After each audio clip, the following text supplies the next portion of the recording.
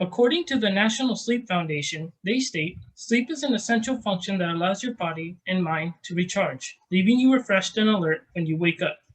Hello, my name is Eric Plasencia, and I'll be presenting an informative speech about the importance of sleep. Sleep can affect your body in many different ways. It could be good or bad depending on your sleep patterns. For instance, college students have the worst sleep schedules, sleeping as low as a couple hours a day, compared to a much older person who can sleep up to 10 hours a day. Many people can take sleep for granted, and those effects of sleep can be really bad for someone's health. But can you actually really think about what sleep is? How does it happen? Or why does your body naturally know what to do? Not really, right? For example, did you know that a lack of sleep can impact anyone's health, regardless of age? Many people take sleep for granted and don't think about how sleep impacts our health. We all think it's just a task we have to do every day. But can you believe if I told you that in reality, sleep has way big properties that can change people's lives? After researching the topic of sleep through the National Sleep Foundation, I have gained knowledge on how sleep impacts our health in many ways without even knowing. In this speech, I will give information about the importance of sleep in our lives and how sleep can have its positive and negative effects on the human body. First, we will see what sleep is and describe the science behind it, and how it can affect the specific parts of the body, and how sleep is a very beneficial aspect of our lives. Then we will discuss the positive effects that sleep has on the human body, and how much a sleeping person needs to final. And finally, we will discuss how it can also cause the negative effects of the human body. So, what even is the thing you call sleep? It's the way your body goes to sleep, and it's a way of science that happens to your body that lets you feel recharged and ready to tackle the day.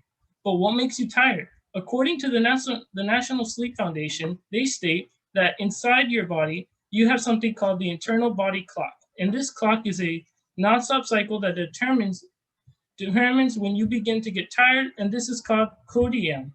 Codium rhythm is something that your body develops as a chemical. Did you know that there's a specific chemical, and that one is codium plus tribonite? These two are the best ones that stop your body and mental from thinking. They make you go to sleep, and all it's just a giant alarm that lets you know, hey, it's time to sleep. The National Sleep Foundation also state that the sleep drive, also known as sleep-wake homeostasis, may be linked to the androstrome, the organic compound produced in your brain. That with these androstrome levels, they increase throughout the day, which make you become more and more tired. And the end quote. When you finally get to the second stage of process of sleep, that's when you get ready, you lay down, and you get comfortable.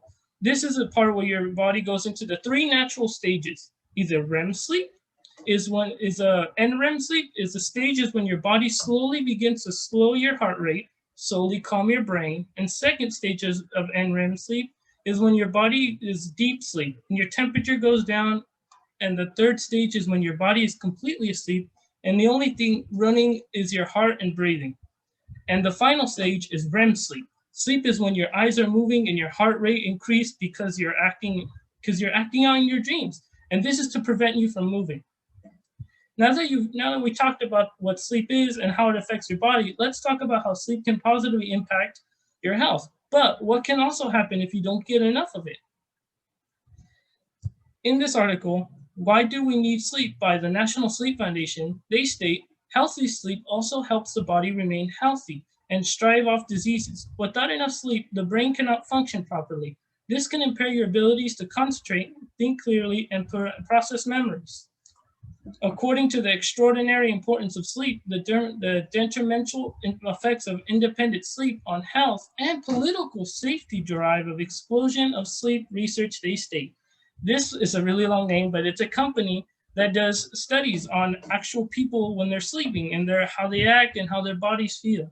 Newer studies are strengthening knowing the suspected relationships between inadequate sleep and wide range of disorders, including hypertension, obesity, type 2 diabetes, impaired immune functioning, cardiovascular disease, ammonia, mood disorders, nitrotarianism, and dementia, and even loneliness.